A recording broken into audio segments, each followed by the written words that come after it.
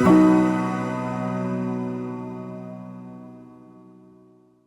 we were doing list. Started with list. I think we continued with strings on Friday and completed strings on the day, and then we started with lists.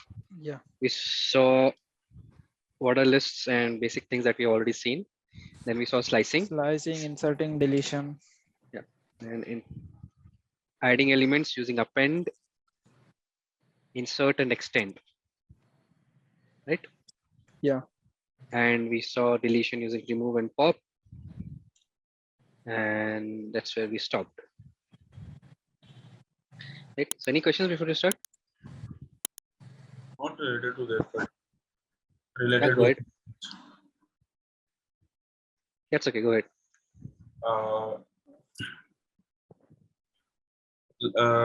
It's last time you said about exit function. Yes. But it didn't work in that. In Jupyter Notebook, it will not work. Okay. If you're using in Jupyter Notebook, it will not work. So I used break instead of exit. So if break will come out of the loop, that's okay. If you're coming out from the loop, that logic is coming out from the loop, that's okay. And right? There are two questions in string assignment. Okay. So can you please? Let's do one thing. I think there will be a couple of more people will have more assignment questions related to assignments. We'll take all of them together, right? Okay. So maybe let's complete list, dictionaries, sets, and tuple. We'll be completing it maybe in 2 days, and then we take up the questions. Okay. I suppose there'll be questions related to loops assignment, string assignments, and I'll be giving list and be giving dictionary. Okay. All these together will take some doubt clearing, maybe a half an hour or 1 hour session. So what for that, what is the last date for loop assignment? Loop assignment is Friday. Friday. Yeah, this Friday. And I think string is Monday.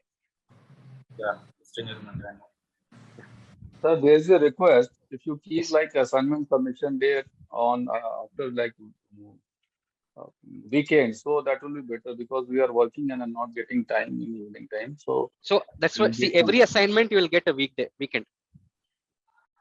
For conditional assignment, you got a weekend, right? Yes, sir. But for strings assignment, you will get a weekend, right? Okay. I'll do that. I'm doing that actually. I'll make sure sir. For every assignment you'll get a weekend. Sir, will we get feedback regarding our assignment? Yes, you will. Hello, Manish. Yes. Yeah, you will take a separate doubt clearing class, is it, for clearing doubts regarding if the there assignments? are ample amount of questions, yes, I will. Okay. So how many of you raise your hands? How many of you have questions related to assignments? Any assignment? Or just type yes in the chat. However you're comfortable. Okay. 6 raise hands. Hand raise I got. Okay. Chat also I'm getting messages. Okay. Okay. Enough. I think it's more than 10. We'll take a session. Okay. We'll take a session.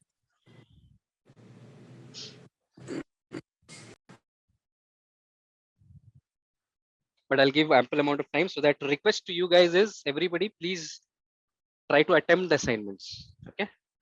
If you don't attempt the assignments, then you won't have doubts. Then what will happen? You have to attempt later. When the doubt is session is over, then you'll ask again. Then it will interrupt the flow. So request is you guys to please attempt the assignments. And on the day, please come up with all the questions. If it takes the entire full class for that, I don't mind as well. Okay. I have one more doubt. Yes. If I want to ask user to give a list, and I wanted to change in a list, because if user give list, then it will be in a string, right? Right. So how will I change it from string to list? Okay, cool. Yeah. Input, enter. Thanks for this question. I think I forgot to tell. Enter a list, or maybe I would have told later. And just do this, and you'll enter a list like this, right? Yeah. For example, now when you print this list, it looks, sorry, it's not a list actually, right? If you see this, Yeah. it will be a string. So let's try to typecast it to a list. Will it work? No, it didn't work. Yeah, you must have tried it. It will not work. Yeah. So it made it like something like this, right? Yeah. Okay. So not only list, dictionary, set, tuples and all, for all of them, it will behave like this. Okay. So there is one more method to basically take these kind of objects from the input. Okay. Instead of typecasting it, we'll use something called eval. Eval is a function which evaluates using the face value of the object. But you have to take care of it as the way you type in, it will be treated as that. If you want a list, it has to be in proper syntax as a list. Then only it will be converted into a proper object. Okay. So for example, L2, either we can take input or we can do eval like this. Yeah. Okay. Instead of typecasting, enter a list. Okay. I do this. I enter 1, 2, 3, 4. I check L2. I check L2 type of L2. It's list. So eval is a function. It will evaluate using the face value. Now, if I run this again, if you do 1, 2, 3, 4, you forgot to give the square brackets. It will take it as a tuple. We'll take it as a tuple, yes, because if you don't give a brackets, by default it's a tuple. So it works for tuple and set and dictionary Yes, also. it will work for dictionary as well. Now, for example, you do d1 equal to eval input, enter a dictionary, whatever, right? And you're typing A colon 1 and B colon 2, right? So you get D1 as dictionary, type of D1 is dict. Now again, for example, you did D2. Okay. Now by mistake, now here if you forgot,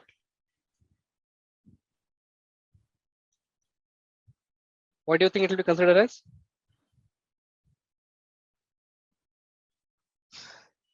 There's no object like this, right? So it will be a syntax error. So when you use eval, make sure whatever object, set, dictionary, tuple, whatever integer, whatever it is, the way you define inside a variable, right? When you assign any value to a variable, the same way you have to put it in the input as well. Okay, getting it?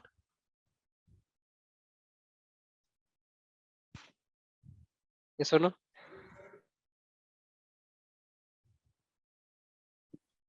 So it's an universal, like it will work for All the data types. or Yes. all the data types, Now right? string, if I run this, if I write John, will it work? I don't think so. Right? What should be the correct way of putting it? Inside quotes. That's input. Inside quotes, right? Name John is not defined. This will be considered as a variable. Okay. So eval means it will evaluate the actual face value. From the face value, it will evaluate. Okay. So in a proper syntax, you have to provide using eval. This will work in your use case. Sir, can't we give input by spacing 1 space 2 space like that? One space, no, you can't do that. Then you have to manipulate it, right? You can't do that. What data structure you want? What data type you want? One space, two List. space. No. List. It will not work.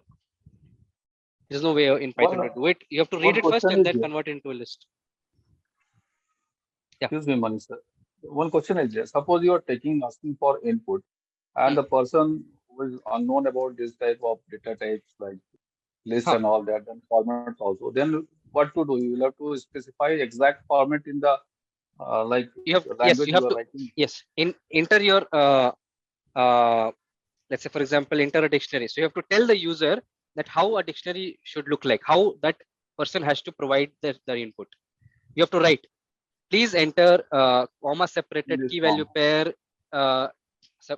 Each key has to be separated by colon, and the entire all the input should be enclosed within curly braces. All those things you have to tell. Okay.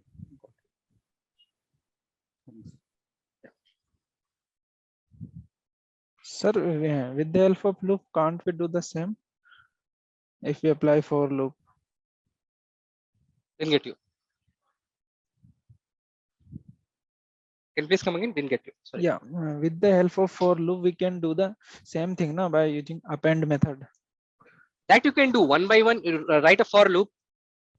First you have to yes, you can do that actually. What you will do, let's say for example, you want to, let's say, create a list by taking. There are a couple of ways. This is a direct way. Another way is ask the user each. Let's say you want a list of 4 numbers. Okay. So you tell the user how many numbers you want. He'll say 4 numbers. Those many number of times you run the for loop, and each time ask each number, right? For example, n equal to int of input, enter the number of elements you want. Okay. Then for I in range n, you have to, let's say, list underscore 1 equal to list, and then for I in range element equal to int of input, enter the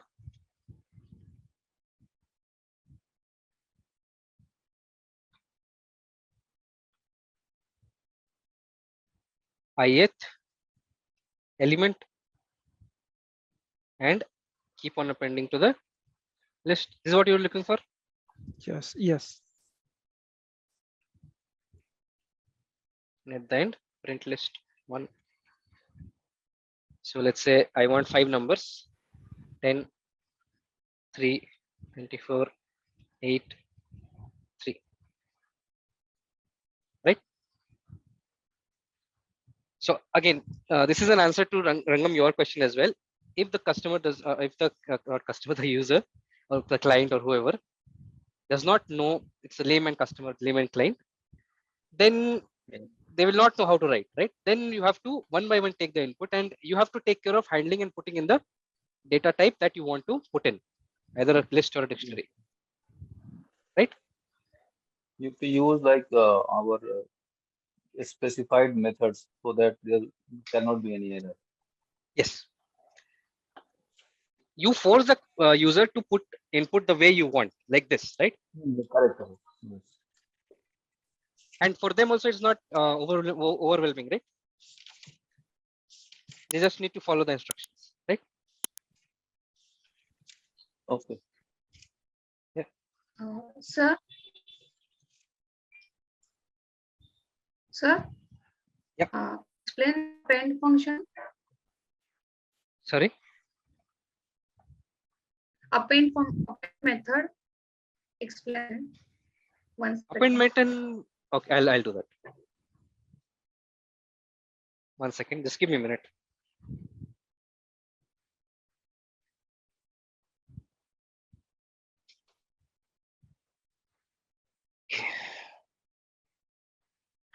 Append method, where did we see?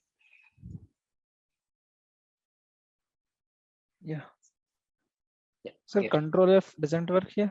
It works. So L1, we had L1, we had 4 elements, 1 John 80.5 and 49999. Right? Append method appends a single element at the end of the list.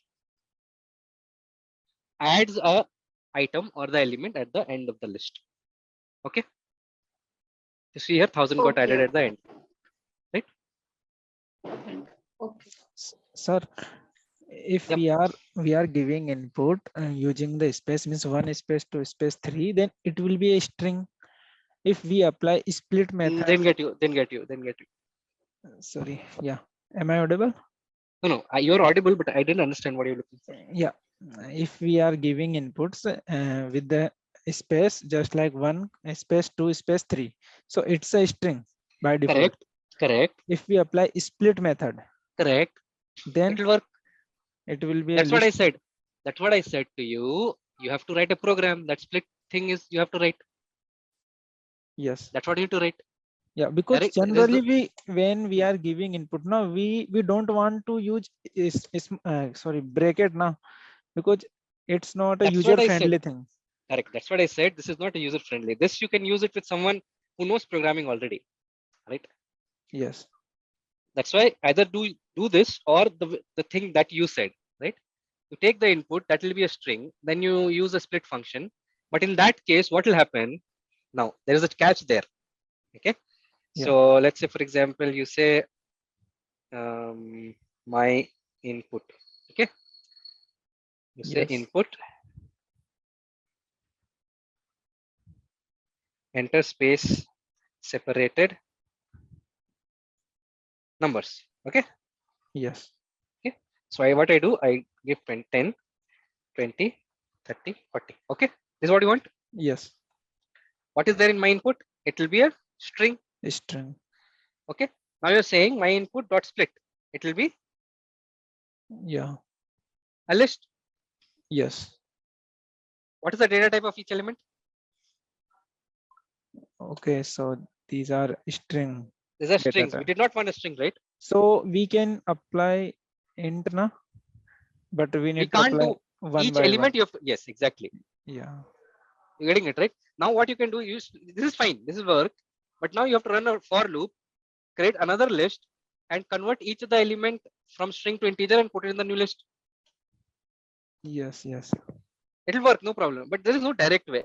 There's only these you have to do this. Right? This as a programmer, you have to do it. We can have tuple and then we can convert it into the list. But tuple also, how will you take it from the user? 10, 20, 30, 40. No, you can't do. If you put eval, then only you'll do. It'll work. Okay. But yeah, you can do. You can say provide. You can say like this. You write like this.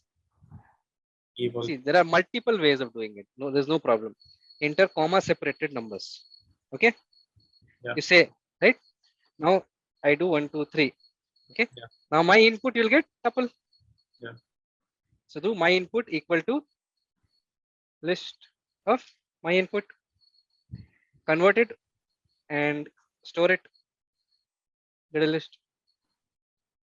So anything that suits you. I think it will be easier. Yeah, I mean, however you find. But this is for list only. What if you want to put a dictionary, put into a dictionary, right? Then definitely you have to go do something like this. Yeah. Yep. Yeah.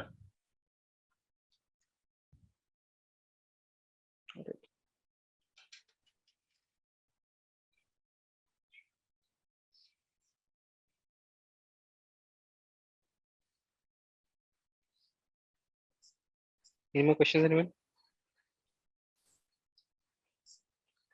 Okay, so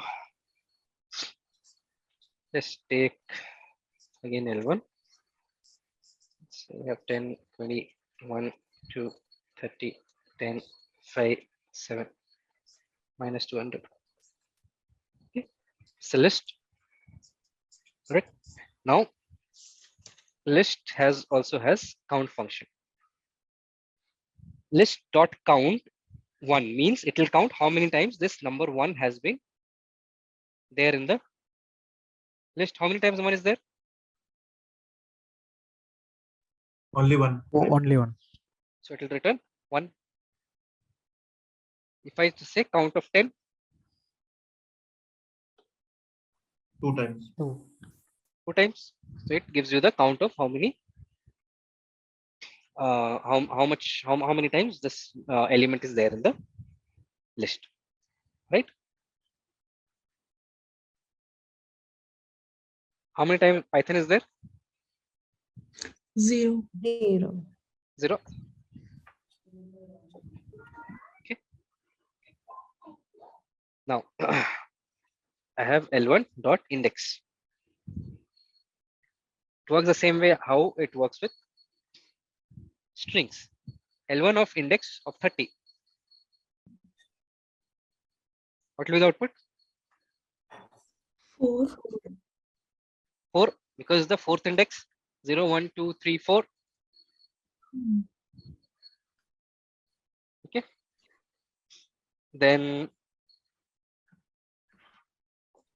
does R index, is R index there? There's no R index. Okay. So we have find. No find as well. Okay. So only index is there. Now again L1. If I do L1 dot index, if I say 30, sorry, if I say 10, what will be the output?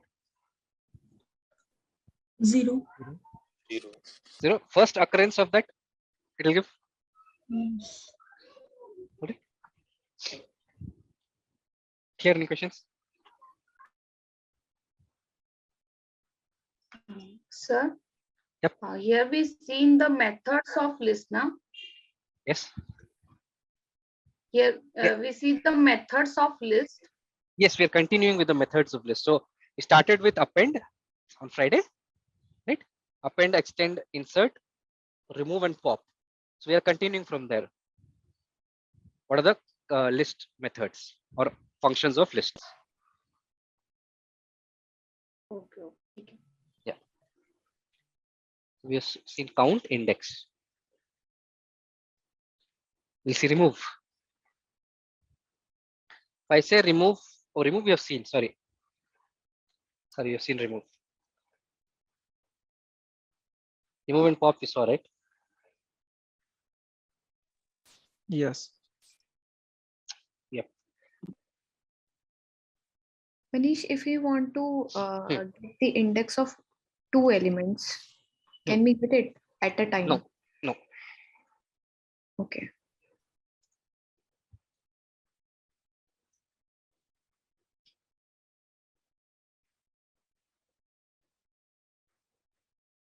It's weird. I'm not sure why it is giving this, but you can't do it.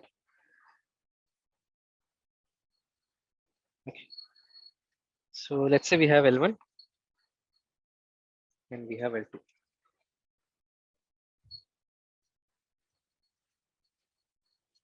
Okay. Can we do this? What do you think? No, I think no. Okay.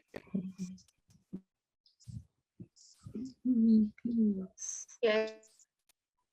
63 were also included in the list. It becomes Included in the last. It will be, both the lists will be merged. concatenated. Yeah. Concatenated. Concatenated. And a new list will be generated. L1, L2 still remains the same. A new list will be generated. You can put it in L3 maybe, right? Okay. This concatenation. All right. Same as strings.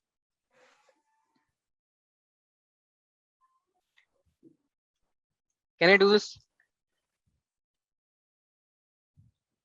Yes. What will be the output? All elements will be multiplied.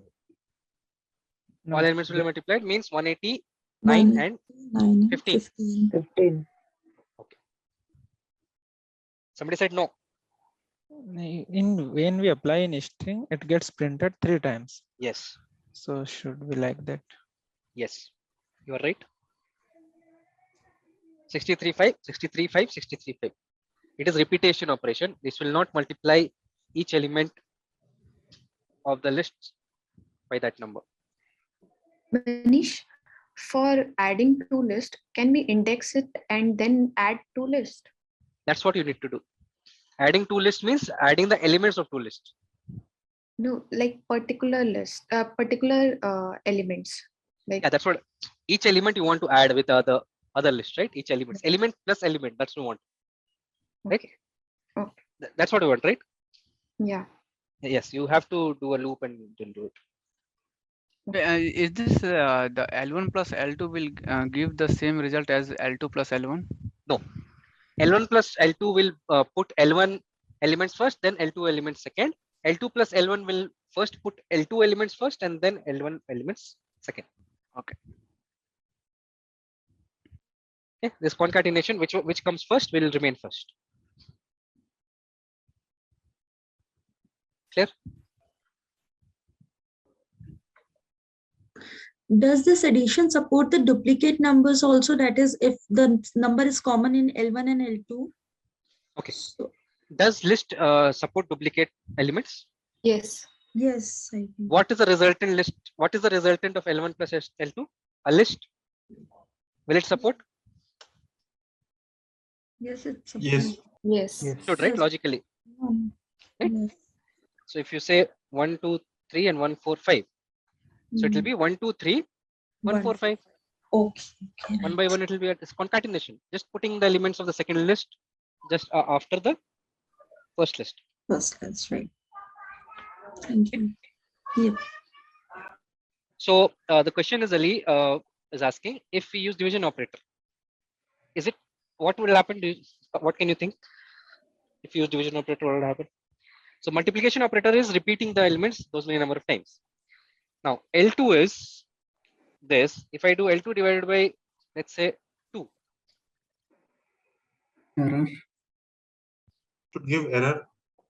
Why?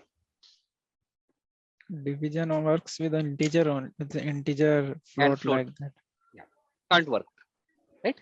Because this is not this is not an arithmetic operation happening here, right? This is Yeah. an operation which is repetition operation. Division is not defined in list.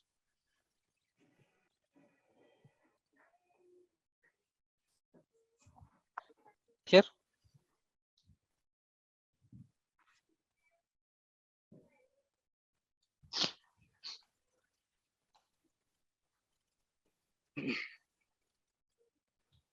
Okay.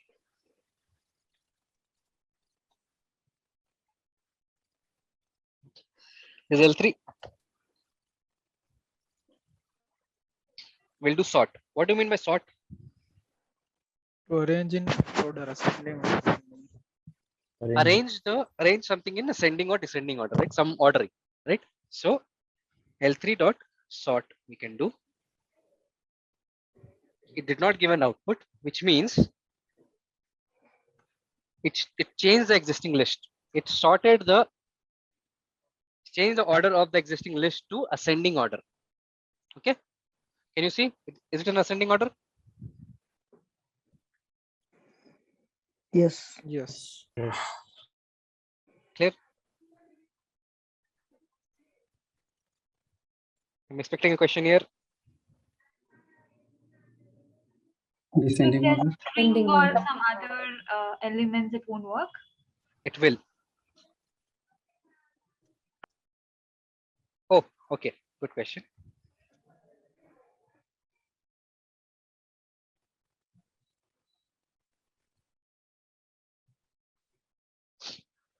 This will not work. Because you can't compare an integer with a string, right? Right. Right. Now, but if this is there,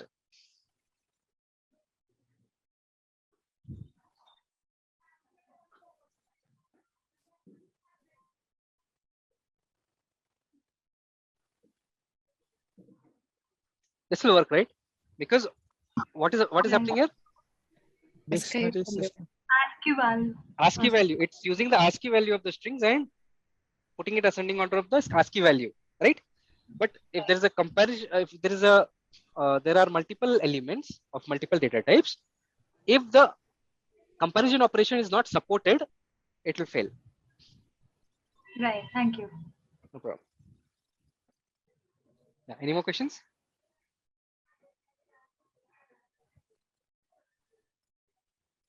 For descending, Guys, we do yes. have anything. Okay, so let's take L6, 10, 30, minus 10, 78, 45. L6 dot sort. Here you have to put ascending equal to hey,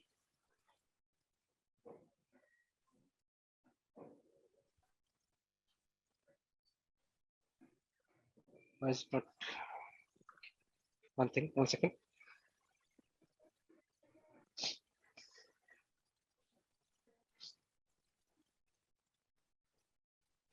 Reverse.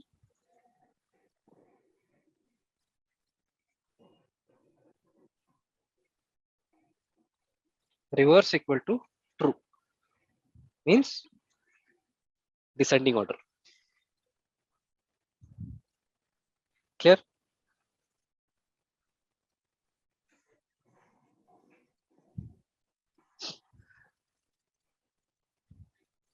Sort is done.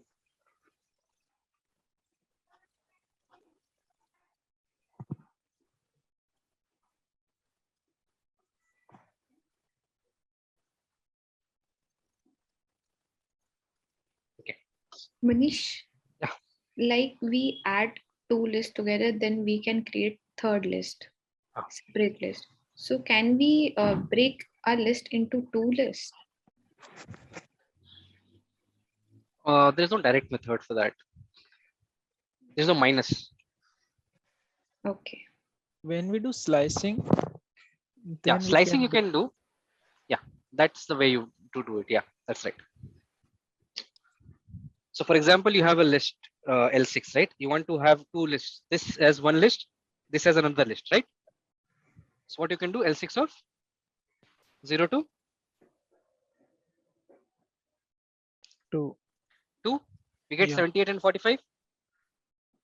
Then you do L6 of 2 to end. Don't give anything. Yeah.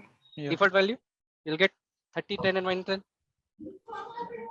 Can we store it in other Yeah. variable? Obviously, you can.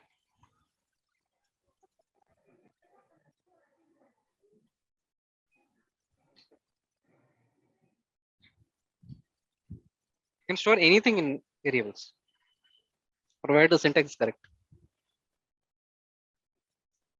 Okay. Any more questions here? One thing just wanted to know, maybe Yes. simple question. Is there any pattern in this language or we have to memorize the way things will happen that may be different in everywhere? No, Or it's not we have to, different. it will come by It's not. practice? It's not. Okay, you actually answered all the questions. It's all mixture of all whatever you said. There is a pattern, right? Now slicing in strings and slicing in lists are same, right? If you know one, you know other, right? It works the same way. In tuple also, it works the same way, right? So Okay. there are other things like, for example, the index function is same in list and string, right? But there are certain things like find function was not there in a list. So basically, there are certain things that will. I am totally against memorizing things, so I'll not suggest you to do that. It will come by practice. Right. Understood. Yes. But obviously, there is but certain places there is a pattern. You will understand then when you start practicing, you get more uh, uh, questions, right? When you try to write more code, you'll see that there is a pattern. Then you'll obviously automatically understand. Okay, this is what is happening, right? Yes, got it. Thanks. No problem. Anything else, anyone?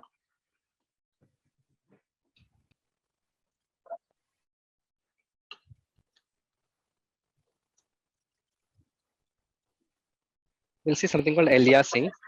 Okay, aliasing in lists. What is this? Is basically what is an alias? Leaf programming. What is an alias? Alternate name. Alternate name, right? Or something, a new name, right? Something kind, providing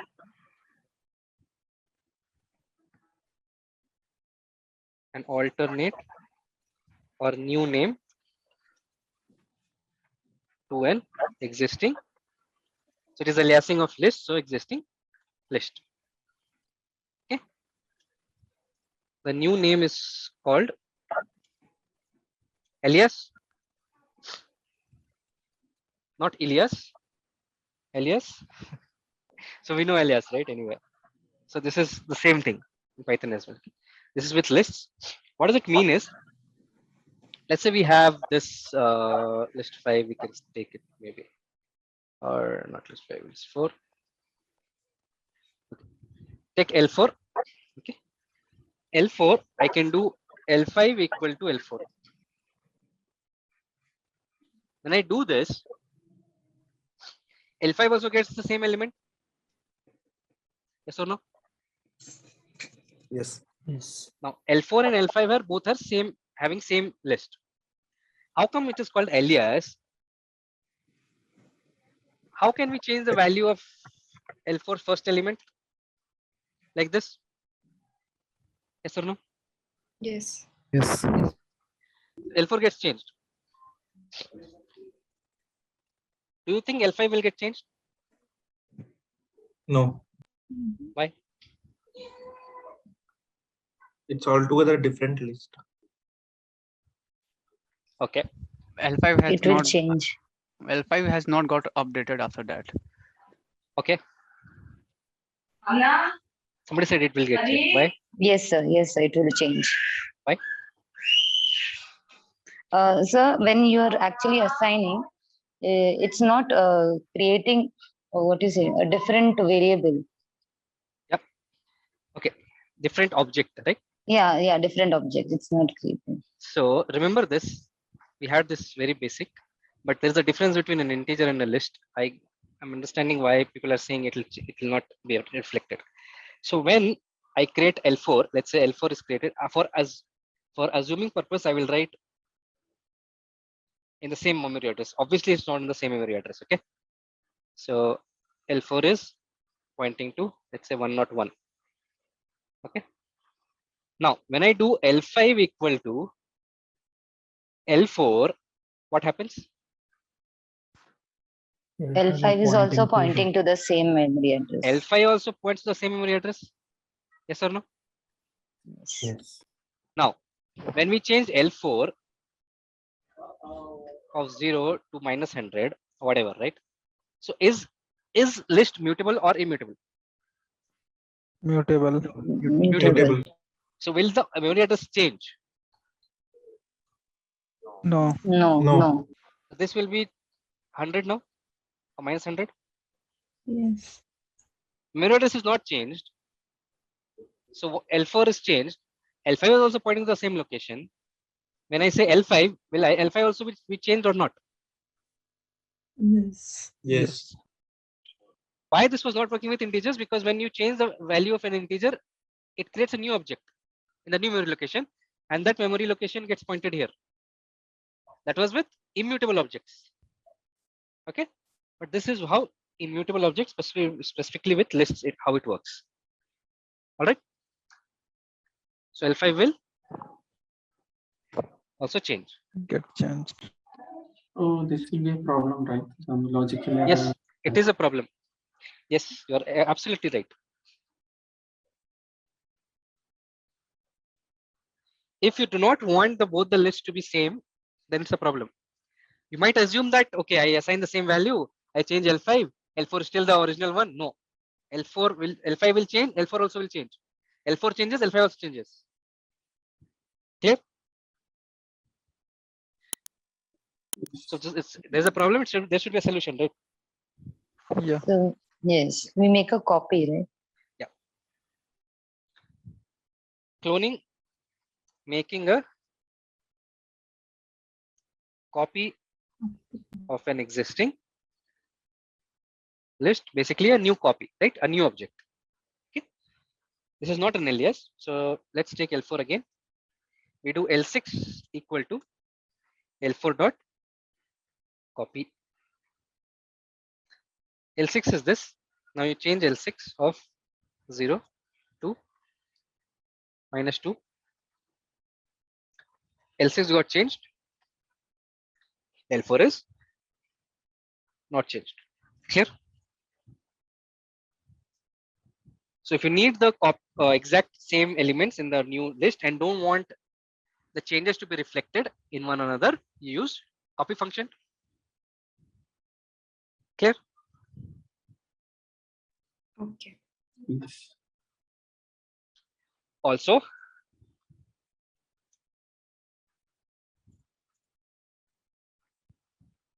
L4,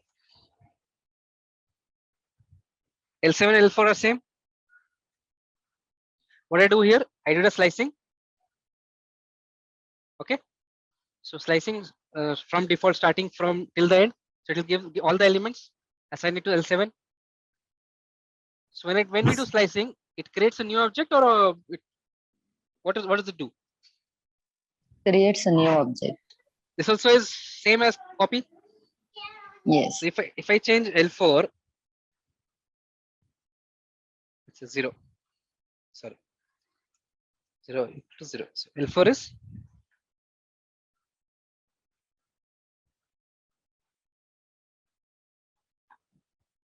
L4 is 0. L7 did not get changed. This also will create a new object. Okay. Either slicing you can do or copy you can use. Both will work the same way. New objects will be created. Only L1 equal to L2 will create an alias and it will reflect changes. One will change, second will be reflected. Second will change, in first it will be reflected. Clear?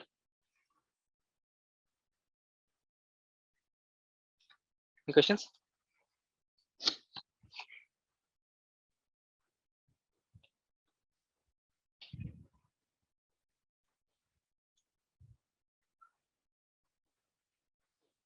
No question. There's a function called reverse, which reverses the list and changes the existing list. It just reverses the list. That's all. Clear? Any questions?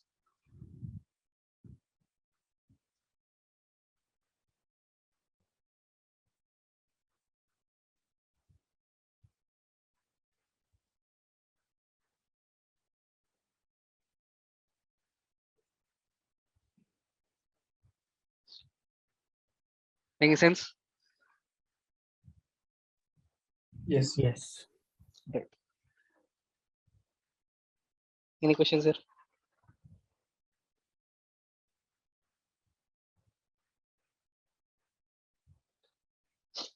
All right.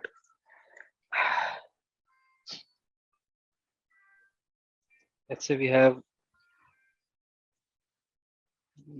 L1. What was L1? Okay, this is L1, for example. Now we want to find out the maximum element from this list.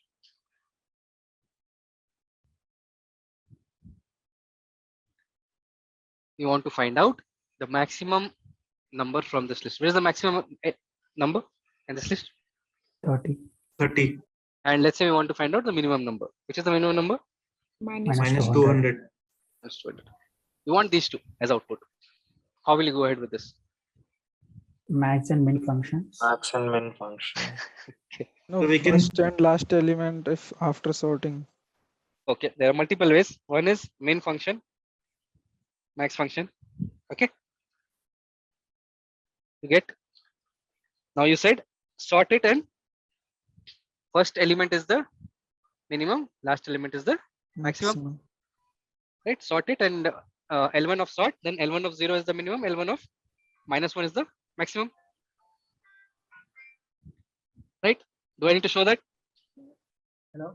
No need.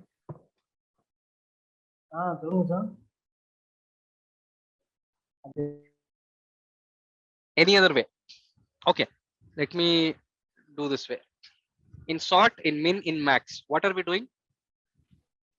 We are using a Python function, right? These two are actually, these are not list related functions. This will work on tuples as well, sets as well, okay? Because L1 dot min I'm not writing, right? So it's a universal function like print, okay? Same with max, but L1 dot sort is a list related function, right? Now, my question is, I want to find 30 or whatever is the maximum number of the list. Let's say it's only all integers. I'll assume that everything is an integer, and I want the maximum number out as an output without using any inbuilt function of Python. So by using comparison, We can use loops. We can use Yeah. max. Loop through the list. Okay, let's take this. Let's say L1 only. We loop through the list. L1 dot max is not there. Huh? No. Okay.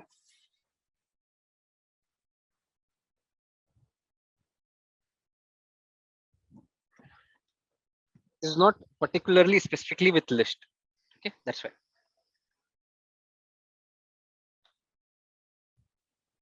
Yeah, so we were doing is without using any functions. We have L1. So we loop over the list L1. Then Sir, we take the first element. start with where? First element. Start with first element. Okay. Before for loop will assign. Assume that the first element is the largest element. Largest. Why? If we get any other larger than that, we'll store it in that variable. Okay. We will So you're make saying that, yeah. Yeah. So you're saying first element will consider as Largest. the largest element. So let's say largest equal to L1 of 0. 0. So now we have some value. Now what we'll do? Now we'll check If with the L1 second of 1 element. is greater than If L1 of 0. L1 of 1. No. L1 of I Largest. I plus Largest we already have. I So what plus we'll do? If I plus L1 of I. I plus 1. No I plus 1. is greater than largest. Largest.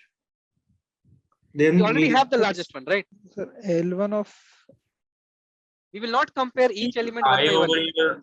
Why we are using L1 of yes, I? I is itself an element. Sorry, my bad. If I is greater than largest, Yes. if the element is greater than the largest element, we change the largest element to I. Yes. Largest equals to I. That's all. Yes. At the end, we'll have the largest.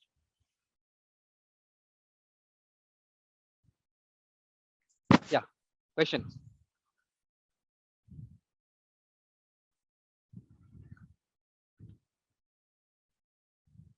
Is somebody having this question? That can you please explain this?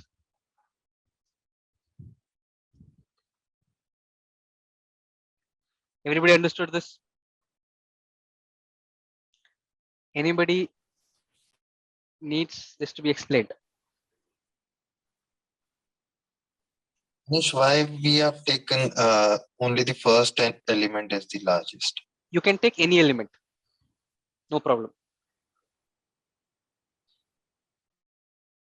If we will take middle one, then we have to move both the sides. No. No.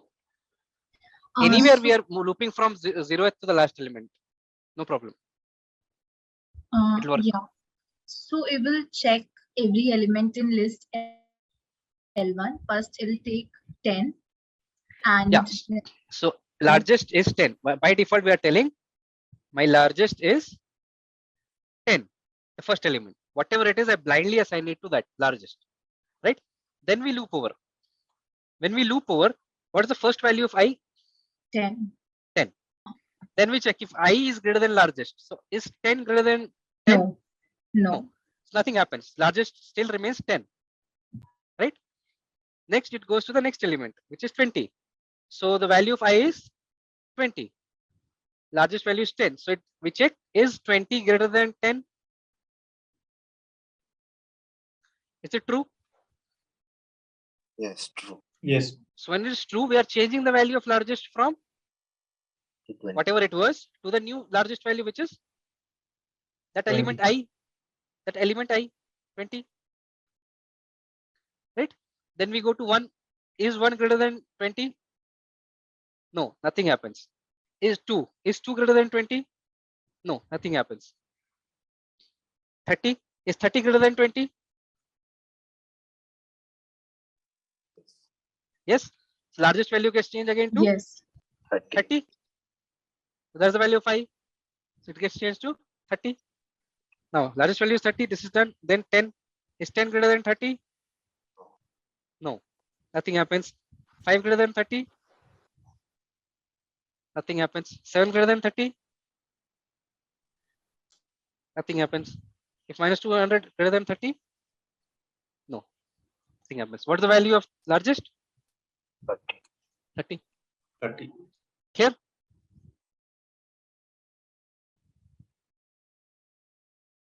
Any questions?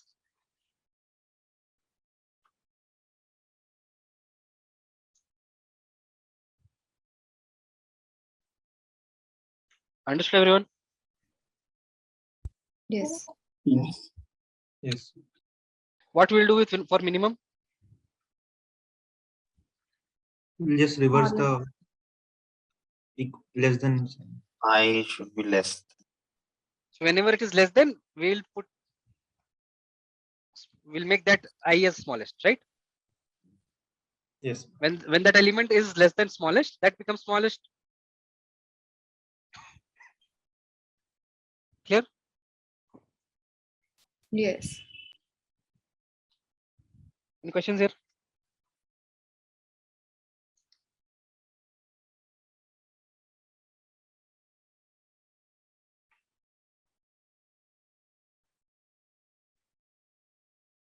Okay. Okay, if in the list, if you want to go element wise, like for I equals to L1 of 0 to L1 of the last element. So in that case, the earlier logic which you were writing, like L1 of I is greater than that. Yeah, if you want to go with index, yeah. we are doing for I in L1, so we get element in I only. If you write for I in range of len of L1, now you have I as index, right? So it changes. Okay. So, Okay. So in that case, we have to write L1 of I. of I. Okay. Yeah. Because I is the index now, 0 to right. L length minus 1, right? Right. Right. Yeah.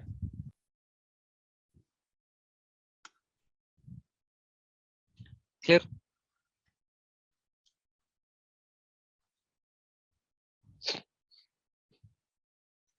Questions, anyone? Can you please explain once more? I'll explain this one. Okay.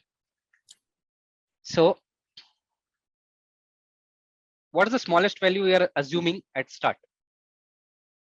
Okay, let me do one thing. We print L1 here. Okay. What is smallest value? We're assuming to be the first value, 10. Okay. Now we are looping over the loop. So for I in L1, so what's the first value of I? 10. Yes or no? Yes. Yeah. So I'm checking if I is less than small. Okay. This is what we are checking. So is 10 less than 10? What is is it true or false? False. False. So it will not do anything. It'll go to the next iteration. which is 20. 20 less than 10. Is it true? No. No. Again, nothing will happen. Still the value of small is 10. Next value is 1. Is 1 less than 10? No. No. Hey, is 1 less than 10?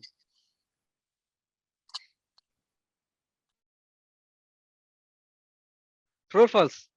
False. Obviously false. Yes, yes, true. Sorry. True. I thought for a while that I am saying something wrong. True, right? Yeah, true. So when it is true, this will be evaluated. Smallest equal to I. What's the value of I? 1. 1. So smallest equal to 1. Yes or no? Next I value is 2. Is 2 less than small? Small value now changed to 1. So is 2 less than 1? No. False. Next value is 30. Is 30 less than 1? No. False. 10 less than 1? No. False. 5 less than 1? No. False. 7 less than 1? No. False. Is minus 200 less than 1? Yes. True. True. When it is true, smallest equal to I. So smallest equal to minus 200. That's the correct answer. We are done with it. We are done with the loop. Smallest has minus 200. We are printing the smallest value. Clear? Yeah. Any questions, anyone?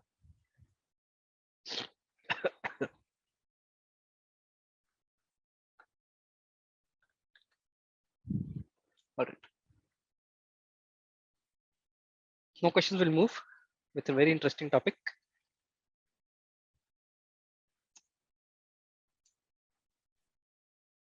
Let's take a break. All right. Thank you. Yeah. Let's take a 5-minute break. 9:05, 9:10 will be back. Yeah. Thanks for reminding. Okay. Back.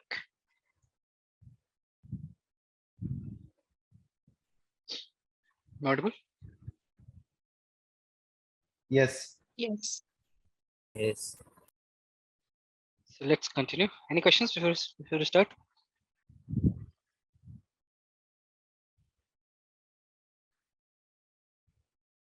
Okay. So there's something called list comprehension. This we'll see. Okay. So what this does is this basically is it creates a new list from an existing iterable object. Okay. Creates a new list from an existing iterable object in a single line.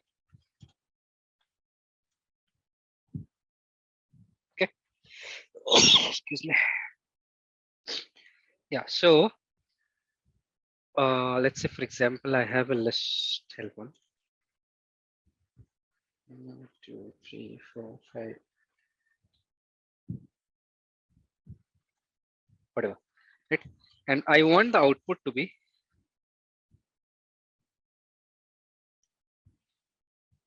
square of these numbers.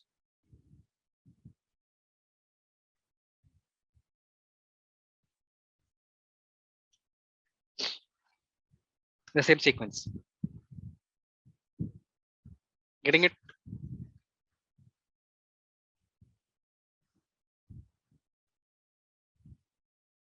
Yes. How can we do this? How can we achieve this? Forget list comprehension at the moment. How can we achieve this? You can iterate over each element, square it, and store it in its place. Iterate over the list. Then? Yes. I is equal to I into I. I into Equal to I square. 2. No, I equal to I. No, I equal to you can't do. I want the output to be a list. Understand that? Sir, iterate as an index. Doesn't matter. We don't need that actually. Li is equals to I into I. You just have to do I into I and store it in a new list, right? Yeah. Yeah. The list and append.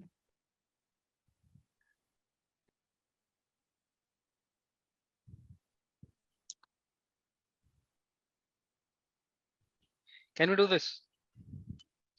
Yes. Sorry. Can we do this?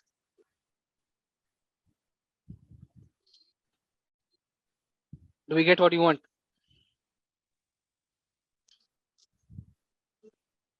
Yes. Are you getting this? What did we do? We have a list. Okay. We want another list basically, but the difference is in the output list, we want the squares of each of the elements. Right. So with that, we will create an empty list first. We'll iterate over the existing list that is given to us. Each time we will do a square for each element, I into I or I exponent 2, right? I square also we can do, and put it in, keep on appending to the new list in the same sequence. We'll get it. Will you get it in the same sequence as we want? Yes, no, not understanding. Yes. Please be interactive. I'm not very well today. So please explain again. Yeah, if you want me to explain again, please ask. Okay. What is my input? I have this 2, 3, 4, 5, and 1. Yes or no? Yes. Yes. And what do we want? We want this as an output. What is this? The desired output is what? Square of each number. The square of each number as a list again. Yes. See this manually in the same sequence, right? So what I want to do is I want to do a 2 square, then 3 square, then 4 square, then 5 square, then 1 square, and put it into a list. Is that what you want? Clear? Yes, sir. Yes. Now, how do we access each element? We know that each element we need to do a square, right? It's a common thing we want to do with each element. So how do we access each element? Or loop. Like this? For I in L1. Now each time, first time we get I as 2. We just have to do 2 into 2. This is I square, right? The number multiplied by that number is a square of that number. Yes. And we will append it to, why we have put it an empty list here, because we want the output to as a list, and we need to do an append. What if we don't have an empty list here? Let's say we don't have an empty list here. What will happen?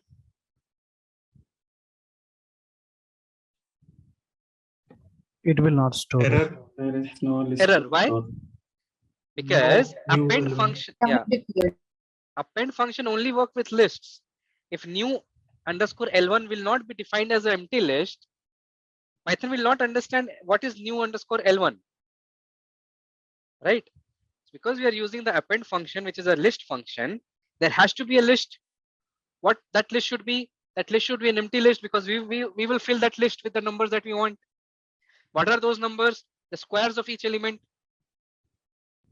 So squares of each element appended to the new list every time. Now first time 2 into 2, 4 will be added. This will be my new list at first. After first iteration, yes or no? Yes. Initially, before the iteration, this is my empty list. After the first iteration, this is my list. Yes. Second iteration, what is the value of I? 9. 9. No, I value is 3. 3, Yes. 3. We'll do I square I, which is 9. 3. No. 3 square, 3 into 3 is 9. We are doing new underscore L1 dot append. Will it not add after 4? Append adds at the end of the list. The Right, list is yes. right now 4. It will append 9 and the new list becomes 4,9. Yes. Next element is 4. 4 cross 4, 16. We are appending 16. So it will change 4, 9, 16. Then 4, 9, 16, 25. Then 4, 9, 16, 25, 1. And we print the new list, new underscore L1 at the end. We get the list. Sir, we can observe the changes now if we write print inside for loop. Obviously, yes. That's the way we debug. It is called debugging. That we are every time we append, after that we print this. See what we do, we print I and I comma new list. See, when the value was 2, it added I square 4. Then the value become 3. So it added 4, 9. 4 was already there, it added 9. Then 4, it added 16. Then 5, it added 25. Then 1, it added 1. At the end, the output is this. Clear? Yes. Yes. Sir, Yep. Instead of using append, can we write like the code like L1 is equal to what the 2, 3, 4, 5, 1 and store in another variable that B is equal to, can you do like this? L1 equal to this. You want to do B equal to? I into I. There is no I. Where is I? I you will get when you do for loop only, right? Yeah. Each element you will get when you do for loop. Without the loop, you won't get each element.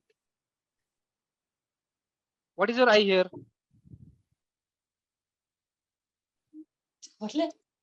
Getting it? Now this is my L1. What do you want to do? B equal to?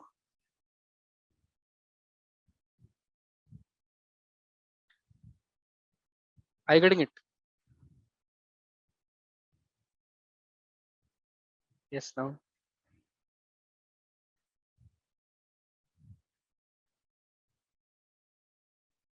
Siddhika, right?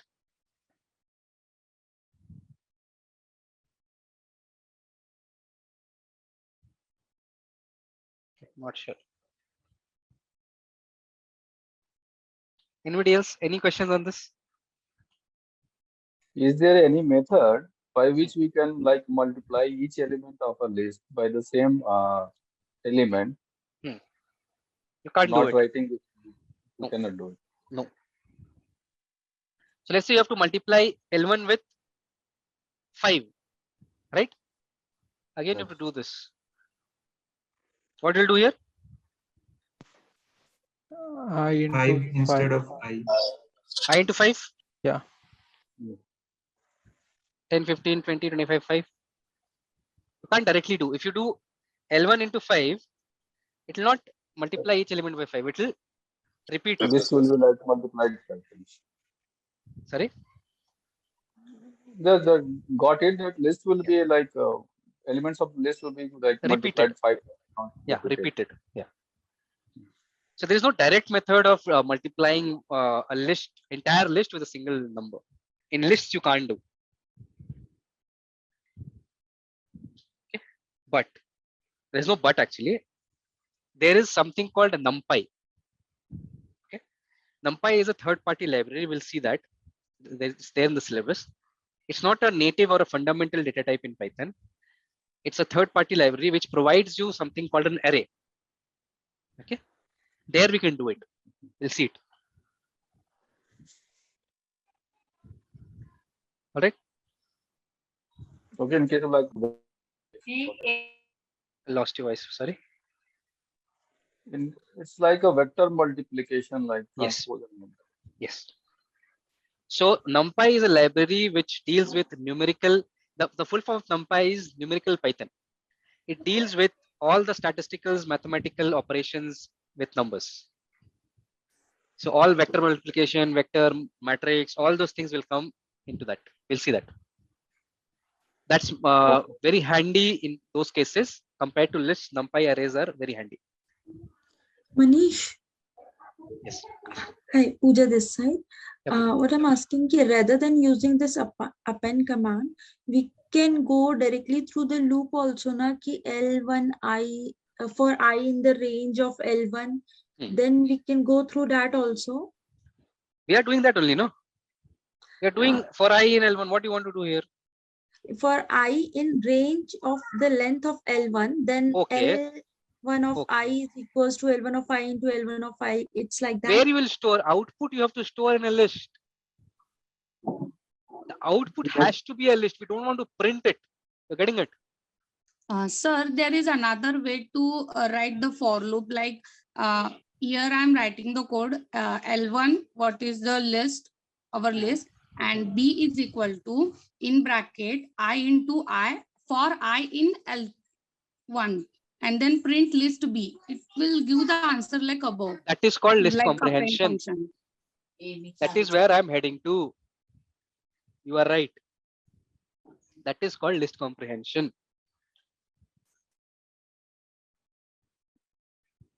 Okay.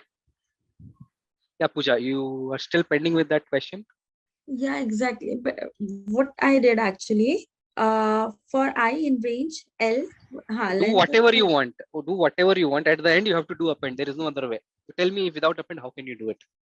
I have already what we can say. मैंने for के ऊपर just list already described किया था. L1 is equals to what is the list you have described? L1 we have. ठीक है ना? L1 है इधर. ठीक है? Yeah. अब आपको इसका output हमें चाहिए 4, 9, 16, 25 and 1. Right. Now what I did, if it is possible, rather than print, just delete the print and write L1, then bracket of I, because I is indexing, na, right? Index is right. Equals to L1 I into L1 of I, and then I have printed L1 I into L1 of same list. Same list will be updated. You want this? Yeah. And then at the end, we can go for the print L1. But you have changed the existing list. What did I say? I want a new list. Achha, okay. I have changed the existing list. Means Yes. L1 ko hi L1 maine is changed. modify kiya. Exactly. Okay. This is not recommended. First of all, it works here fine. Okay. But if you loop over the list and same list, if you keep on changing it, it is not recommended. Okay. But this is okay. This is fine. There's no problem in this. You can do it. But my question was, I want a new list. Okay. I want a new list. In that case, you can't change the existing list, right? Okay. Right. We have added. But you are getting the output anyway. But getting the output. Okay. I got your point. What is the difference? But you are changing the existing list. Yes. Yeah. What is the difference between these two? Also, I got it. No problem. Right. Thank you. Yeah. Anybody else? Any questions on this?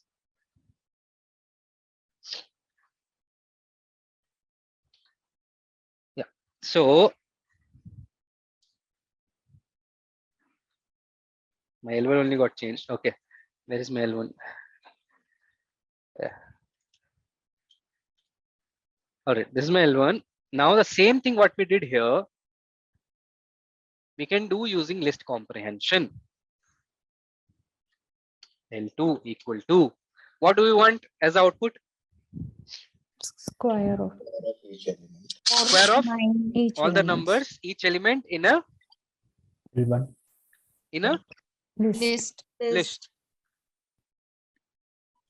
So I do for I in L1. And what do you want? I star I. I square. Did we get what you want? Okay. This is called list comprehension. This is similar of what we have done here, but here we don't need any new list and we don't need any append. How this works is we are looping over L1. Each time we are getting I, right? And we are doing I square. Yes or no? So what it does is it generates these numbers and store in the memory. Okay. So one by one, it generates 4. Then it generates 9. In the same sequence, in a sequence, it generates a sequence and stores in the memory. 16, 25, and 1. Till now, it's not a list. When we wrap it in a list, it becomes a list. At the end, the list is generated. After generating all the sequences, the list is generated at the end. Okay, this is how it works. So if it is normal bracket, it will become a tuple. There is no tuple comprehension. That will fail. Okay.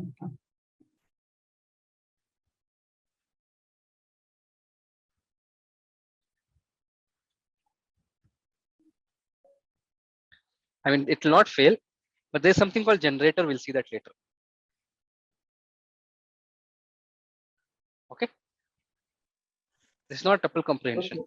One question. Yes. Why this word comprehension is used in this case? Is there any relevance or? I think there was a long time back. I have read about it. I can't recollect. Let's recollect.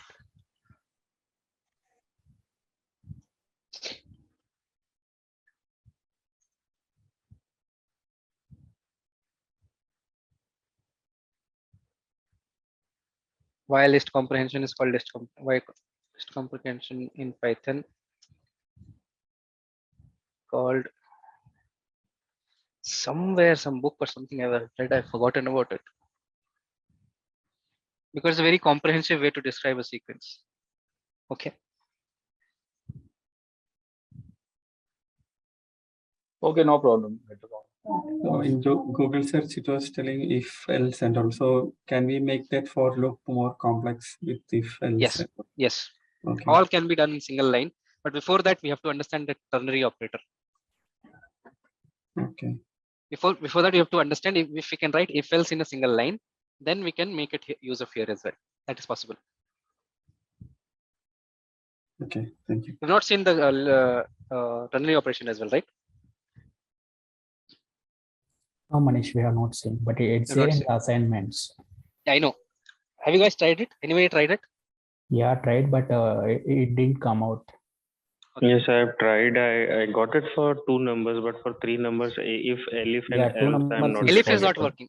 Elif is Yeah. not working. Okay. Yeah, elif is not working. So you didn't do enough Google search. Work for 3 numbers. We can use else rather than elif because I got the answer with the else. Means if else. It's like Yes, that. you have to break down elif into if else and elif. We'll see that. Let's complete the list. We'll see that. Okay. Okay. I forgot. Yeah, I thought I'll do it later, but yeah, today only we'll do it. Yeah. Any more questions?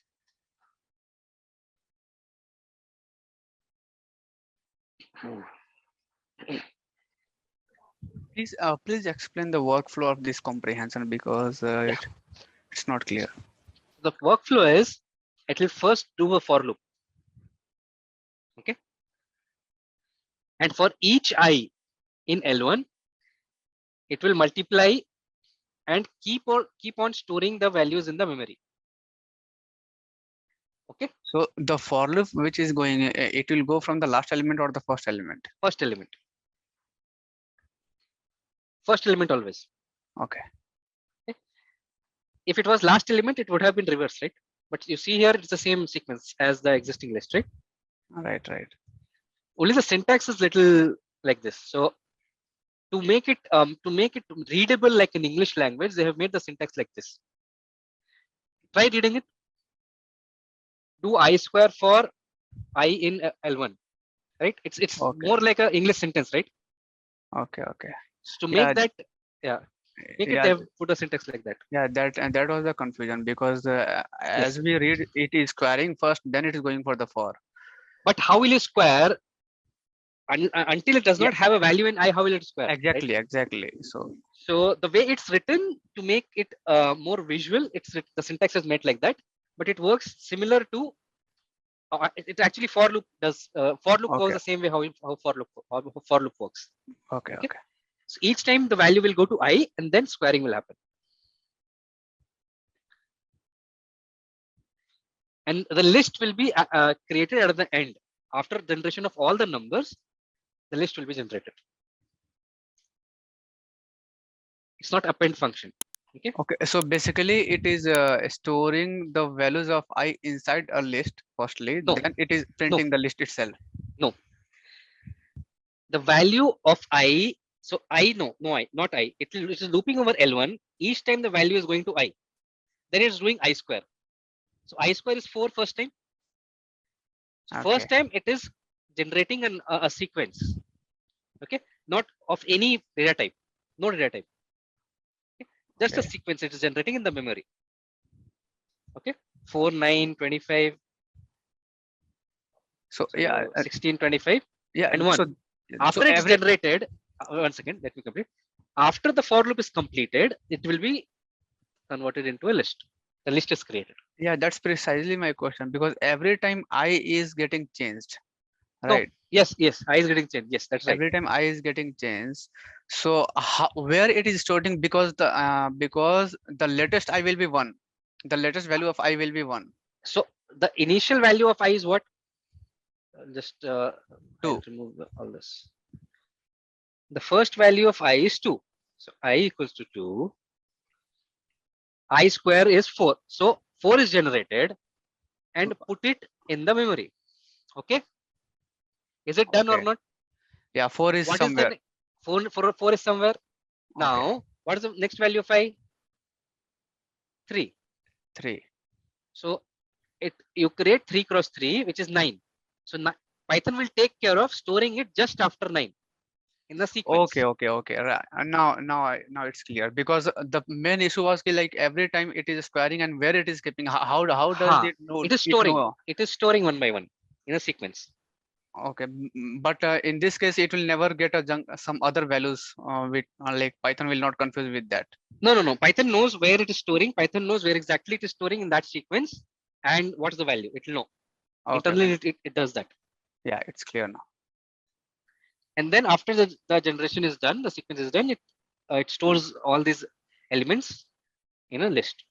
Basically, you can just think in a way of it typecasting whatever the sequence was created, it got typecasted to list. Right? That's not what happens, but you can just assume that, right? Okay. To have it clear in your head that it happens. But at the end, list is created. All right, got it. So above, what was happening was we were creating each time we were changing the list, isn't it?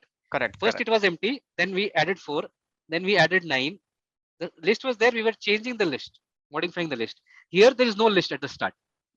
There is a sequence which gets generated, blah blah blah, and at the end, when everything is done, this list gets created with the numbers with the sequence of numbers that it's generated.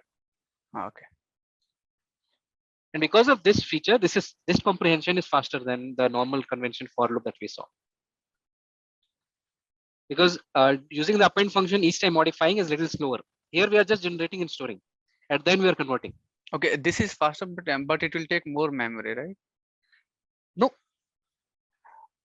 Because each element is getting somewhere. It's getting stored somewhere. Here also each element is getting stored somewhere, right? Yeah, but there we are. That is inside the list only. So for storing only here after it converts into a list, though that memory is freed. Okay. So as soon as this converts into a list, we get a list. Wherever it's stored, that memory is freed. Okay. ठीक है.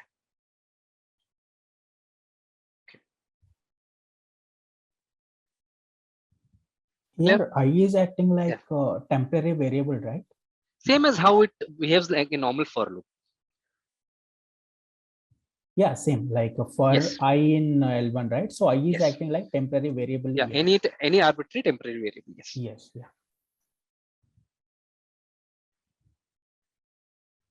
Any more questions, anyone? Initially, it is really tricky. It creates a lot of confusion. Even I was confused when I saw this first time. Any more questions with this?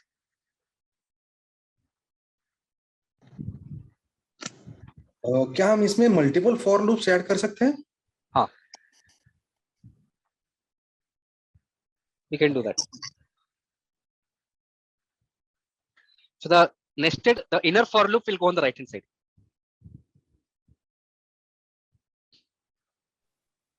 Just take one example. You just take example, just like for that same L2, you just add one number in each element. But you need an example of nested for loop, right? What do you mean by two for loops? We need an example of nested for loop, right? Okay. What is use case here?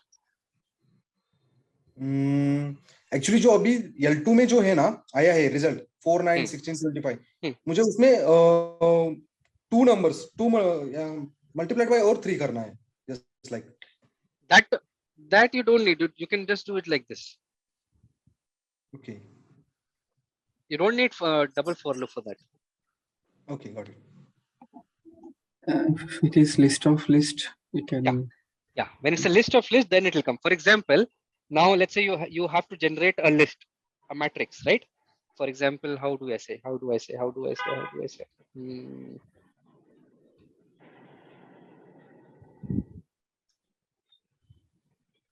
Let me directly write this and I'll explain. Okay. So I want to. Okay, nested will come on the left hand side. Sorry, I guess I said right hand side, right? So I want to do for I in range, let's say 1 to 4. So it will go from 1, 2, and 3. Okay. And then yes, I write 4j in again range 1 to 4. And here I write I multiplied by j. Okay. So it's creating a list of list. What I have done is I wanted a list of list with each time each of the elements multiplied by them each other. So let's take an example of, let's say I have a list called 1, 2, and 3. Okay. I have this and I want the output to be like this. In this case, what I'll do is this is basically this multiplied by this, right? Yes or no? Yes. So each time we are multiplying means not actually multiplying. To multiply 1 by 1, 1 with 1, right, and put it here. Then you have to multiply 1 with 2, put it here. Then you have to multiply 1 with 3 and put it here in a single list. Okay. Then you have to do the same thing. 2 multiplied by 1, 2 and 3. So 2, 4, 6. Then 3 multiplied by 1, 3 multiplied by 2, 3 multiplied by 3. These all lists as elements of another list. This is what we got. If this is my requirement, we'll do like this. So first it will go for I in range. Okay, what is happening here is, to understand this better,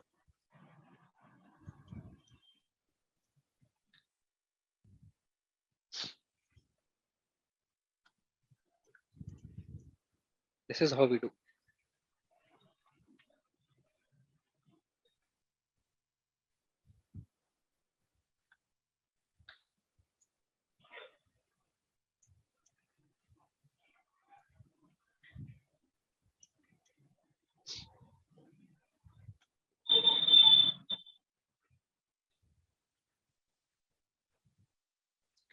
For the inner list, we'll multiply I multiplied by j. So let's say we have 1, 2, 3. This is what we're getting with range as well. 1, 2, 3 and 1, 2, 3. Both are getting, we are getting 1, 2, 3, 1, 2, 3. So for 1, we have to multiply 1 with each of them. 2 also we have to multiply with each of them. 3 also we have to multiply with each of them. So for I, basically, what's the first value of I? 1. 1. We go inside and we run a for loop from 1 to 3 again.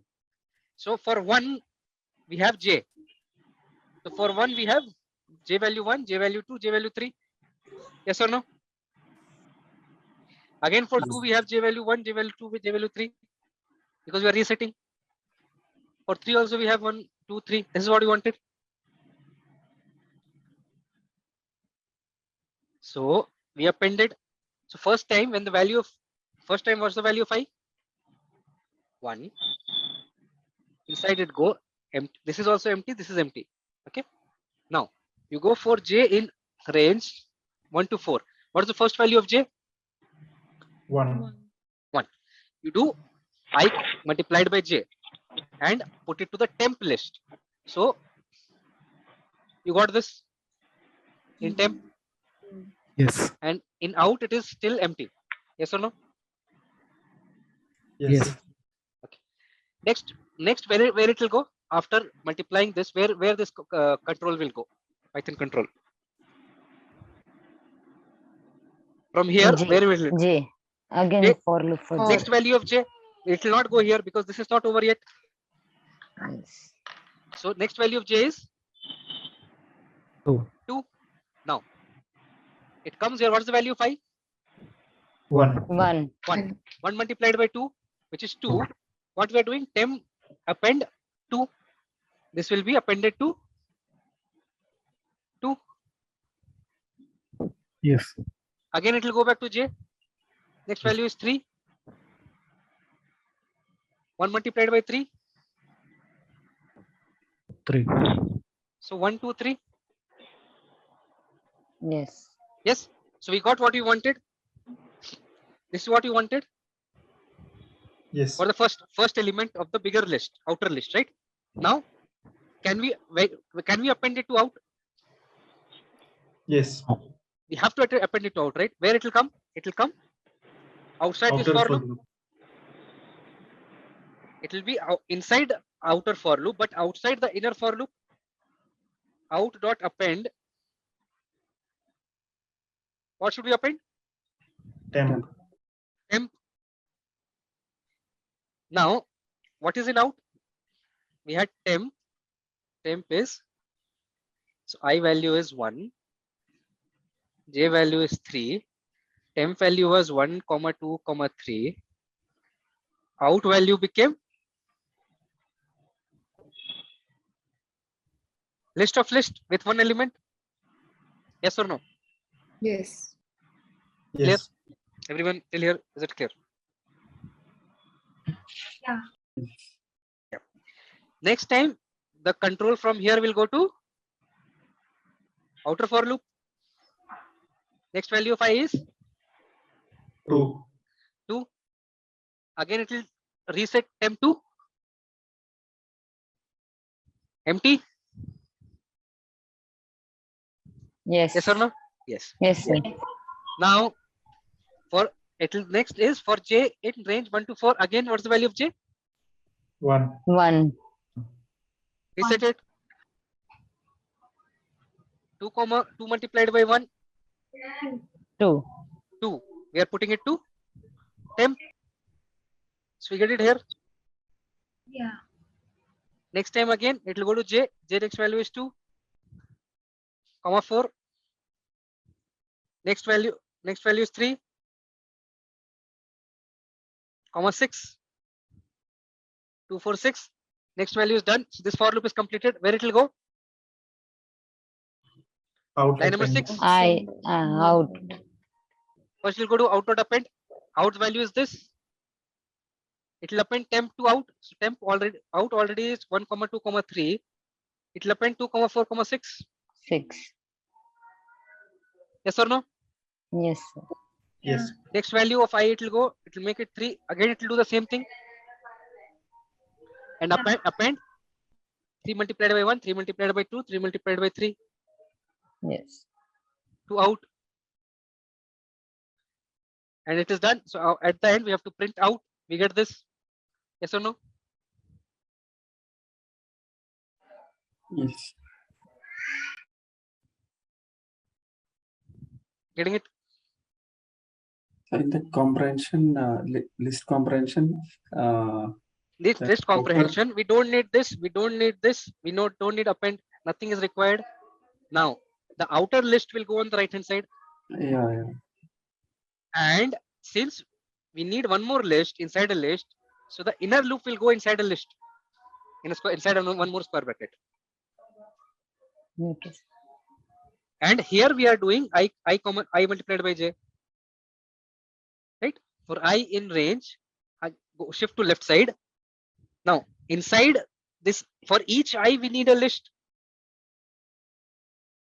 Right? So in again square bracket, for each j we need I multiplied by j. Clear? Yes. Yes. Any questions? Brackets are not. You can explain once again in that comprehension part. Part. Okay. So what is my requirement? My requirement is for my outer list. Okay. Do me a favor. Can you see this and see this output? Think for few seconds. Are you understanding it? Yes. Most I am understanding it, but For each of the I, this is the outer bracket. This outer bracket is for this outer bracket. This we have lists inside this outer bracket, means we have list inside list.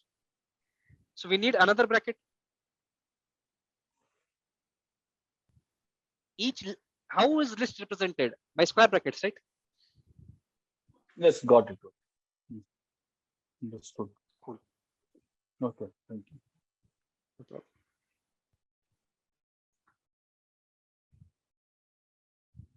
Clear?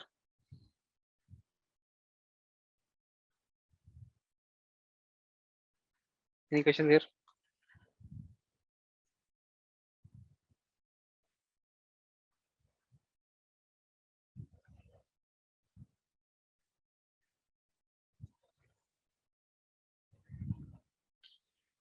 Okay. They're done with lists. Okay.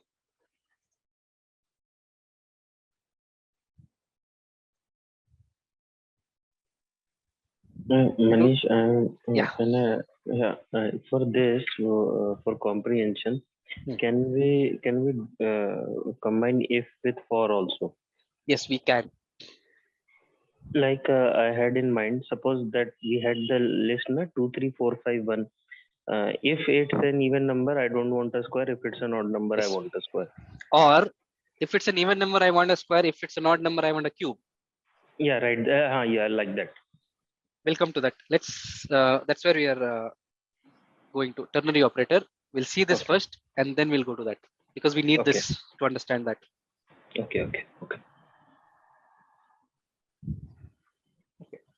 What are the other arithmetic operations that can apply in list comprehension? Anything. This is an individual operation. You can do anything here. I multiplied by j. What is the data type of I? Each time. It's integer. Integer. What is the data type of j? It's integer as well. Whatever operation in integers, it will support. Yeah. It's your wish. It depends on requirement what you want. So it will support. Right?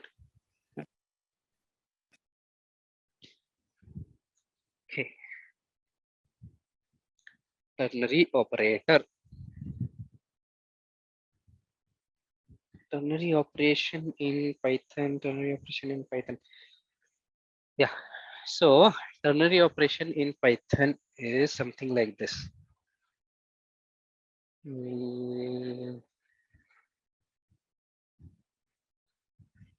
Let's take like this. How should I give an example? Okay. Let's say we have a scenario wherein you have to print negative, or let's take order even. Okay. print even when number is even, and print odd when number is odd. How will you do? Let's say a number, maybe whatever, right? 11, let's say. Or you're taking from the input from the user. So you need to have a if else, right? How do you do if else? If Print num even modulo 2 number equals is to 0, Equal to 0. print even. Print even, else odd. else odd. Print odd. Okay. This is what we have. Now, next comprehension, result equal to, let's say for example,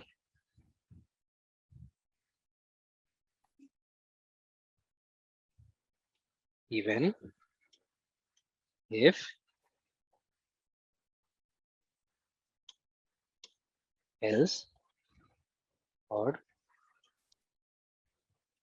Print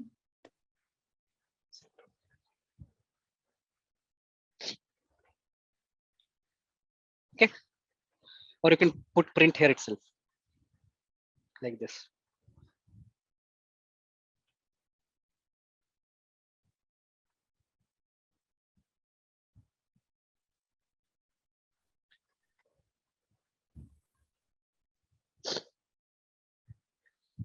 A ternary operation in Python is a single line if else. Syntax is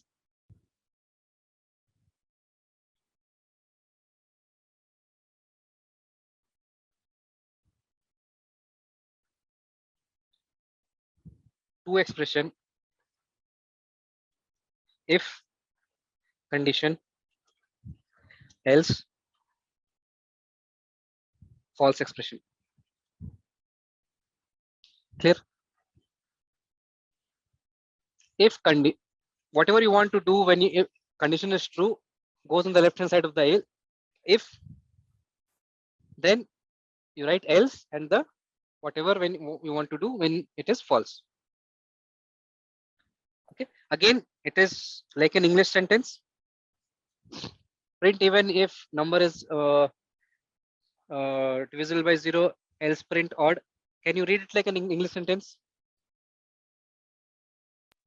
Yes. Yes. Perfectly like an English sentence, right?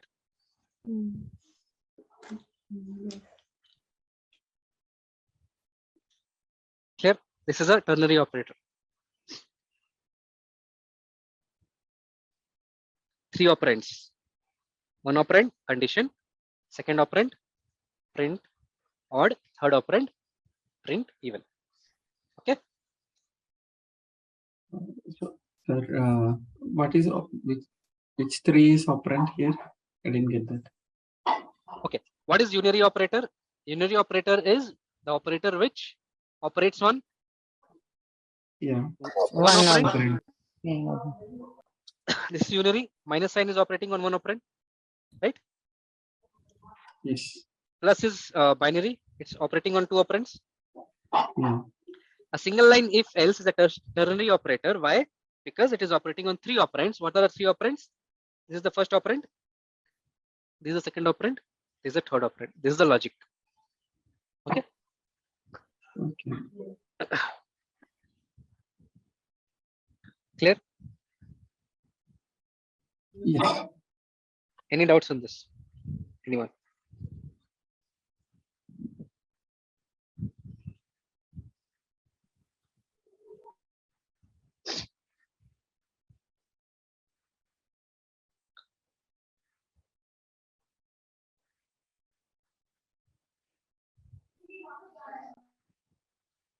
Any doubt on this? No?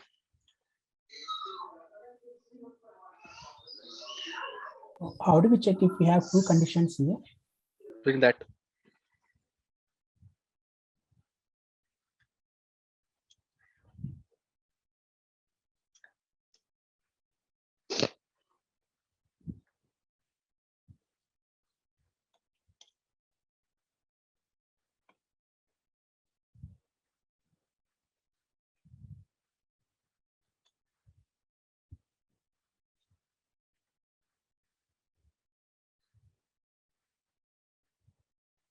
All right.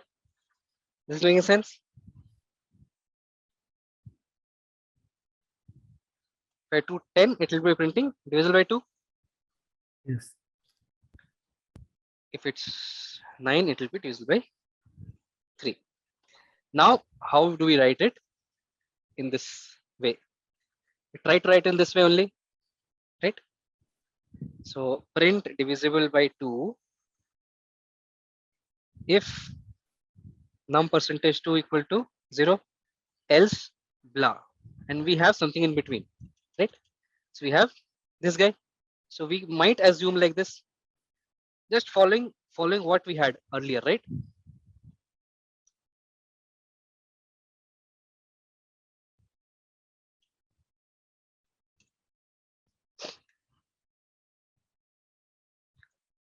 True statement if condition, true statement elif condition, else false condition, sorry, false expression.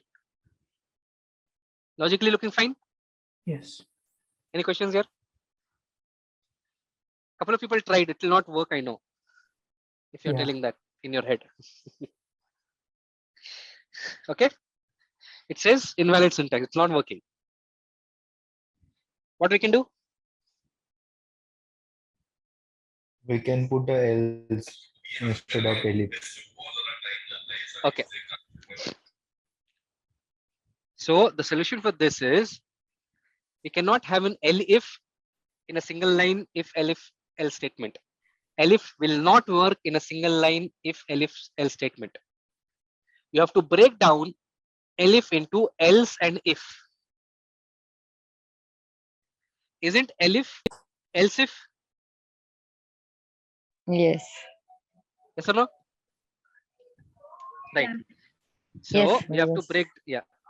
break it down. So we have to say this is fine. There is no problem here. This also is fine. There's no problem here. The problem is here. If you see here arrow mark, the problem is here, right? So you have to fix this elif part. Yeah. So you have to say, how can you fix this? Num equal to 0. Else print divisible if num. So it is Before. elif. Yeah, it is elif. So else print And if this, else blah. Correct. So now let's say num equal to 9 divisible by 3, 10 divisible by 2, 5 blah. So elif is broken down into else if, right? So else will always come after if. So this remains same. Else will come. Else has to come after this condition. That's why else print this. But this print when only when this condition is true. Clear? If none of them is true, this is the else part at the end. Clear? Yes. Any questions, anyone? Can we perform nested if in that? Yes, we can. Try that and let me know. Okay. Yeah. We can discuss tomorrow. Any questions with this?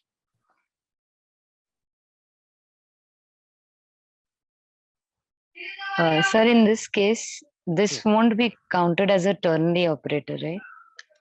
No, basically. But can this be counted as a ternary operation? Yes. Yes, right? Yes. So still, so it is still technically you can say it's a ternary operation, right? Okay. Okay. Not the whole thing, but this part which is highlighted. Okay. Similarly, like 10 plus 20 plus 30. This is binary, right? Yes, sir. Same way.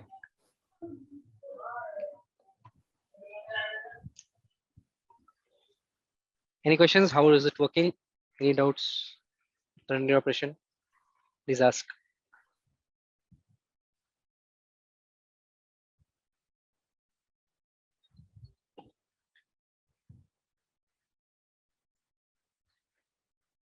I'll consider the silence as no, and we'll stop the class. I'll upload list assignment today. We are done with lists. Tomorrow we'll start with tuples, sets, and dictionaries. We'll do this in detail. Okay. Okay. Just a heads up. I'm not feeling too much well today. I'm not sure if I'm not feeling what will happen tomorrow. I'll try to. I mean, by afternoon I'll give a message. So you'll get a message in your chats. Okay. I'll tell the coordinators to inform you guys if there's no class tomorrow. Right? Okay. Yeah, sure. Yes. Sir, I just wanted to ask a question regarding the assignments, because since last week I was not like regular. So I missed upon that. So like. Okay. So before you ask that, have you seen the recordings? Not yet. So I'll not take the question. No, not regarding the assignments. I'm just asking. No, just kidding. Tell me. Yeah, which and all assignments needs to be submitted tomorrow? Okay, so tomorrow is the Boolean assignment in teacher assignment. Float and complex. The first ones which I give, right? Set four set assignments. Okay. Int, float, not conditional and loop, complex and Boolean. Conditional and loop, I think it's on Friday. Strings is on Monday. Today I'll upload list, which will be on next Tuesday. Okay. Okay. Manish, what does exit function does in the loop? In the loop, it is not relevant to loop. You can use anywhere. Okay. It will come out of the program. It will come out of then and there. As in, it will not go to the loop again, or no, it will not do anything. It will not, no loop, no program, nothing. It will just come out of the program. If you have written exit function, let's say you have a 100-line program, okay? And after 10 lines, you have written exit anywhere, irrespective of whether it's outside the loop, inside the loop, wherever it is, it will just exit the execution. It terminates the execution of the program, entire program. Not loop, not nothing like that. All the entire program. Okay. I'll do one thing. Remind me tomorrow. I'll give an example on PyCharm. Okay. I think that should be good, because in Jupyter Notebook it doesn't work pretty well. Yeah, I was using it for one of the assignment and continuously giving me the loop. Yeah, it doesn't work well with Jupyter Notebook. If you're using Jupyter Notebook, it doesn't work well. So can I use it break instead of exit? Yes, you can do, but you can submit with exit as well, assuming that it will work. Okay, fine. Yeah, fine. No problem. Yeah. Yeah, Manish. So here, basically this I can do with split itself, but using for loop, do we need to use any function? See, if you use split, there's no need to use for loop. Yeah. The question is telling you to use without split. Yes. So can we use any function? No. I mean, yes. If you're using for loop and inside if you're using function, that should be okay. So what functions we can use in this case? I tried yesterday, so I could not get it. If you're not getting a function, then there's no function as such. You have to write a program. Like how you count, how you max, you find out the maximum number using max function. Yes. If I ask you to not to use max function, how do you do? Like how we did? Yeah, by using for loop. For loop, you iterate over the entire list one by one element. Here you have to entire loop over entire string, one by line each character you have to manipulate. Okay. Getting it? Yeah. Do we need to use append again? You can use append. Okay. Append can be used. Yeah. Okay, Manish. Thank you. Hello, Manish. Yeah. This is Venkatesh here. Yeah. Can you please go to this loop assignment once? I have a doubt in the last question. All right. Salma, I'll answer your question. Okay.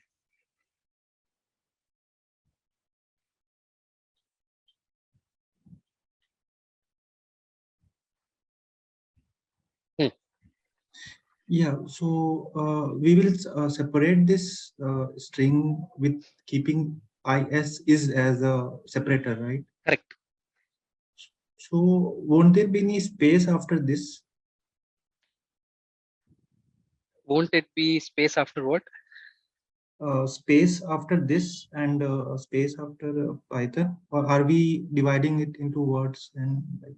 So if there is a separator found, that's what it is asking you to do it. If the separator is found, there should not be a space. Okay. Okay. So there is a separator here. So the space before and after it should be gone. Oh, okay. Thank you. Okay. Lalita, write a program, implement index method. No, it's asking you to implement index method, Lalita. You can't use directly index method. You have to write a code for that. Oh, okay. Yeah. Fine. So for implement, we have to use the code. We have to write the code. Write a program for that. Yes. A for loop and stuff like that you have to do. Okay, fine. Thank you. Yeah, no problem. So you're asking any reference book. Salma, you there? Yes, sir. Okay. I can give, but I hope you have time for that. Okay. So if you really want, I can give. There's no problem. But see, I'll tell you, you have this content as well, right? Are you aware of this content? Where is that guy? This guy. Are you aware of this Learnbay content? Yes, sir. Yes, sir. Have you gone through this? Yes, one or two contents I have gone through Python thing. Python thing, right? Yeah, the Python only. Yeah. So these are the contents you can go through. Okay. So even like for still you want. example, yeah, for example, in data type, it's in very short. Like few things are not there. Like I wanted to go through some syntax or something like that. So that's the reason. I'll recommend you two books here. Just go through it and understand. I mean, whatever prefers you, you take it. Okay. So one is Head First Python by this guy. This is the book. I'm not asking you to buy it. I think just search it if it's online available, PDF available, if it's fine with you. Okay. Paul Barry. Yeah. Okay. Head First Python by Paul Barry. And there is one more book which is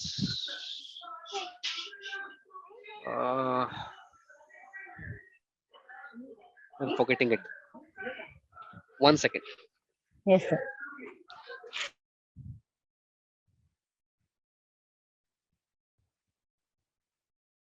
So if you're very beginner, okay, if you're very new, go for this. Yes.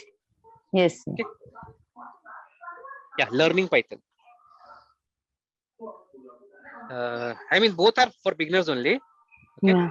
The difference I'll tell you once again. Learning Python by Lutz M.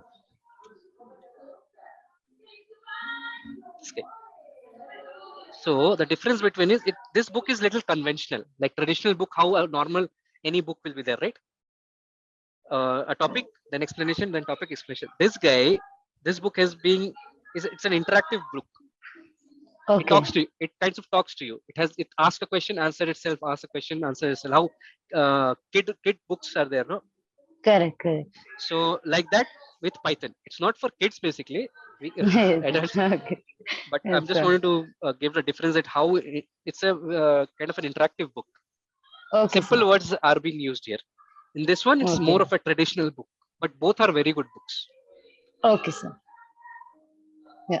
Thank you, sir. There are hundreds of books, but yeah, that's what I was looking for it, but there were so many options. Yeah. So I thought I'll tell you why. Asking. Yeah, I'll tell you why. Because I have recommended multiple books to multiple students in the past. Okay, sir. And I have asked feedback from them. Okay, sir. And I've got these two books maximum feedback. Like these are the best books from the students only. And I personally also have these two books with me. Yes, sir. Okay. So it's not something you have to buy or whatever. It's just because you are asking, I'm telling you. Okay. Yes, sir. Yes, sir. But my recommendation would be first go through these contents. Okay, sir. Yeah. Focus yourself, because if you not concentrate, if you defocus, there are a lot of contents in the market. Yes. Right? You will just lose your focus. Okay. Okay. So concentrate on this, the class, the assignments, this contents. Still you have anything, just see either of these. Okay. Yeah. Because some people I know, they like books. Yes. So, yeah, so you can go for these two, either of these. Just read it, just find out on the online, check which one you Yeah. like. Yeah? Yeah, okay. Okay, sir. Yeah. Yeah. Thank you, sir. No problem. Anything else, anyone? Cool. Okay, see you tomorrow, hopefully.